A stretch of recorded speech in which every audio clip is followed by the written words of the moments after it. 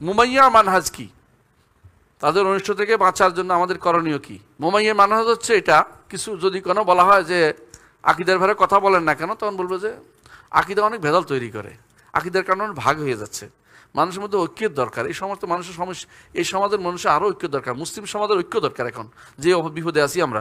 এগুলো হচ্ছে মুমাইয়ার মানহাজ। হলে তারা আকিদাকেও কইলে কখনো অসুবিধা নেই, না কইলেও কোনো সমস্যা নেই, এই জাতীয় কথা মুমাইয়ার বলে এদেরকে। এদের আসলে বাস্তবতা, এদের থেকে এরা বেশি সময় ক্ষতি করার অনেক সময়, কারণ এরা আপনাকে না আকিদার দাওয়া দিতে দিচ্ছে, না আপনাকে আপনাকে ওরা পক্ষ আপনি স্পষ্ট করতেছে, এরা কোন পক্ষের লোক এদের বোঝা খুব কঠিন হয়ে পড়ে। এই জন্য তাদেরকে আপনারা ভালো করে বলবেন যে না, আপনাকে আকিদা দাওয়াটা স্পষ্ট বলতে হবে। রাসূল সাল্লাল্লাহু আলাইহি ওয়াসাল্লাম তাই করেছেন, সবাইকে নিয়ে ঐক্য করেন নাই তিনি মক্কাতে। তিনি কি করেছেন এটা আপনাকে, তিনি কি করেছেন, যতই বলছে যে 1 বছর এটা করে 1 বছর মানেন না, কিন্তু এটা বলছে না আমার, তিনি কি বলেছেন যে এই লা ইলাহা ইল্লাল্লাহর বিপরীতে তিনি কোনো কিছু গ্রহণ করবেন না, এটাই তো স্বাভাবিক। আপনাকে আকিদার ব্যাপারে কোনো ছাড় দেওয়া যাবে না। হ্যাঁ, আপনি একটা কাজ করতে পারেন, ফেকার মাসালার ক্ষেত্রে আপনি তাকে পথভ্রষ্ট বা কিছু না বলে তার মতো তাকে চলতে দেন, যতক্ষণ পর্যন্ত তার স্পষ্ট না হচ্ছে দলিল। কিন্তু আকিদার ব্যাপারে দলিল স্পষ্ট হওয়ার দেরি করার সুযোগ নেই, এটা আগে স্পষ্ট করে দিতে হবে।